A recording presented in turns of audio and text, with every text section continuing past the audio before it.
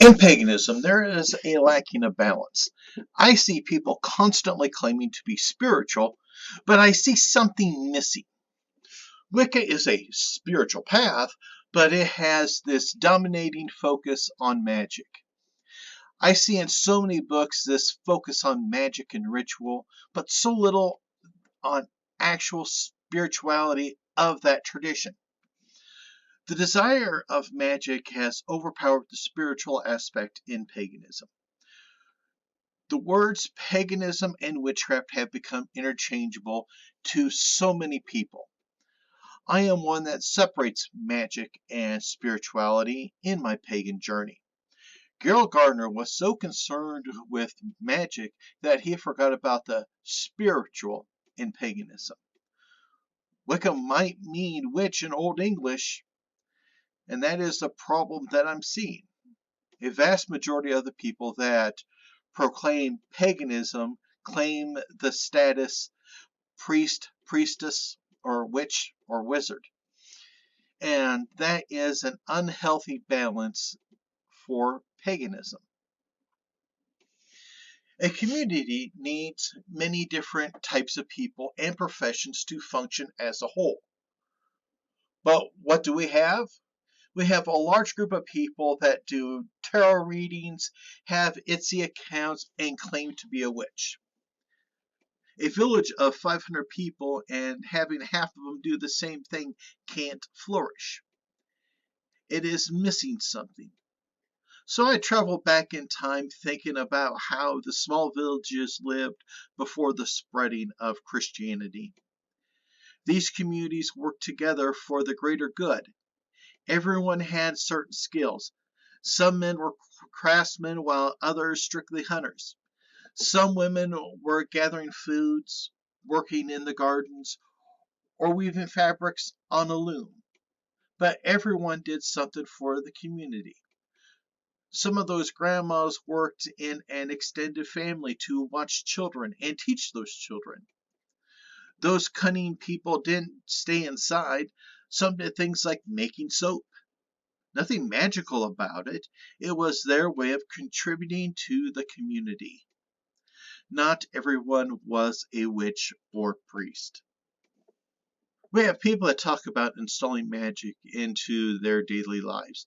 And while that is a good idea, there is no discussion about how to live that daily life. Tunnel vision is the handicap of the pagan community.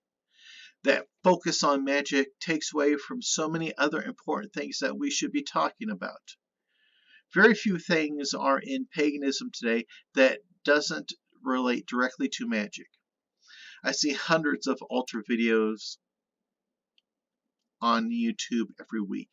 This, of course, where many solitaries would perform spell work. Pagans talk about the Sabbats and what they should do for that ritual.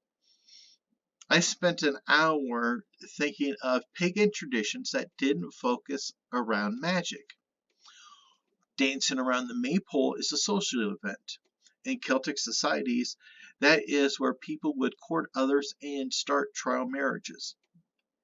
Decorating the home with evergreens for winter is not magical as well.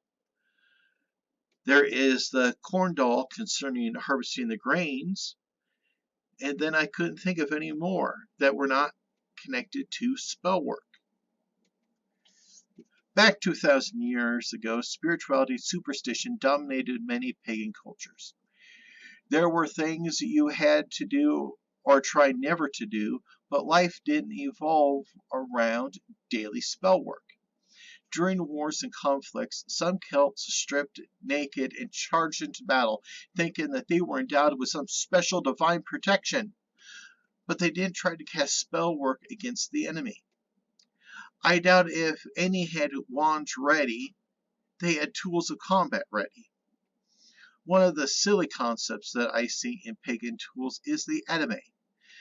This was a sacred knife that is never used to cut anything. Back in the days, metal tools were prized and expensive. They are not like today where we could go to the store and buy a special knife at any time. If they used a knife for spell work, that was the same knife that they probably used to cook and serve dinner with as well. They couldn't run to the store and buy candles, so some of the rules for candle magic would be impossible to fill in many areas during the pagan times. Scott Cunningham is a Wiccan writer that has helped cause this issue as well. He has written many books about Wicca. In his book, Living Wicca, he tells people how to create their own traditions. He tells people in the book, if every Wiccan constantly reinvents every aspect of Wicca, tools, rituals, and deity concepts, our religion as we know it would soon disappear. Lacking traditional forms and beliefs, it could hardly be passed on to others. Sad to say, I'm thinking that he is right and that it's already too late. But he gave a step-by-step in what is required to make your own tradition. Step 1 is defining and picking your deities. Step 2, tools, altars, dress, and jewelry. Step 3 is about rituals. Okay. So before you discuss beliefs and ethics, Scott Cunningham is focusing on magic. Step 4 is beliefs. Step 5 discusses rules. Step 6 is about symbols and runes. And the final part is about the Book of Shadows. Wicca focuses on magic throughout these steps. Before you learn or focus on ethics involving magic, you are to select tools for your ritual and spell work. That is backwards to me. I see that as telling a 14-year-old to jump in the car and drive around alone to learn how to drive the car. Before the car is even started, people would explain how everything works. It only makes sense that way. Now, as for beliefs, this is going to cause trouble. One of the rules that Scott Cunningham talks about is charging for services.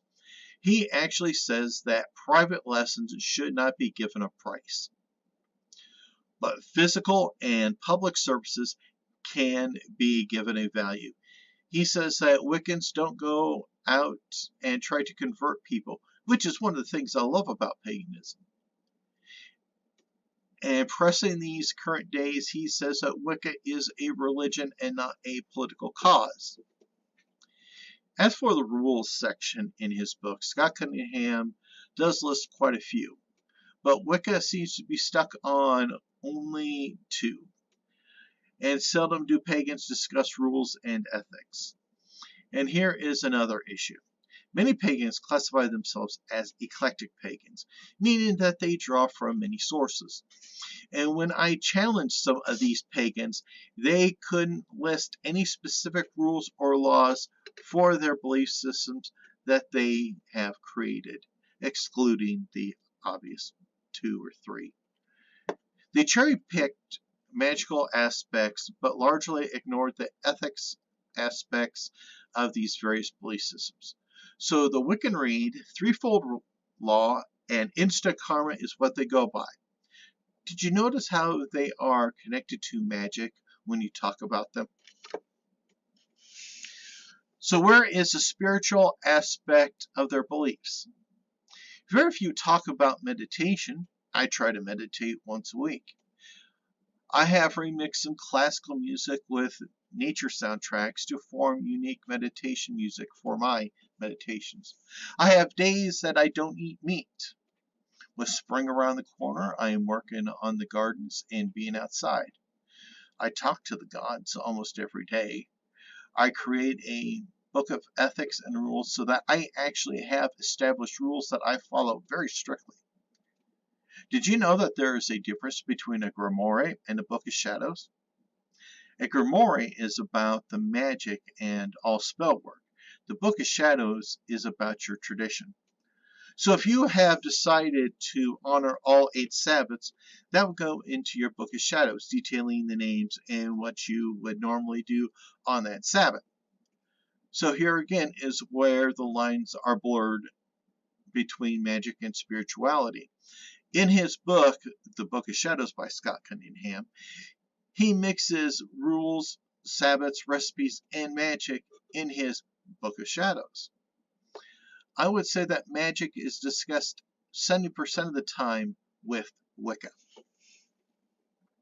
So in closing, I want to say that it is my opinion that paganism is dominated by magical discussion and very little space for spiritual matters. Almost everyone seeks to be a witch and priestess. We have a few people that have applied their love to paganism to other aspects. There are some wonderful singers out there. But as I see, paganism is becoming one-dimensional and lacking in the spiritual aspect. So few pagans wish to discuss about how to live, and the majority only want to hear about how to cast a spell. Please leave your comments below. Take care. Be at peace.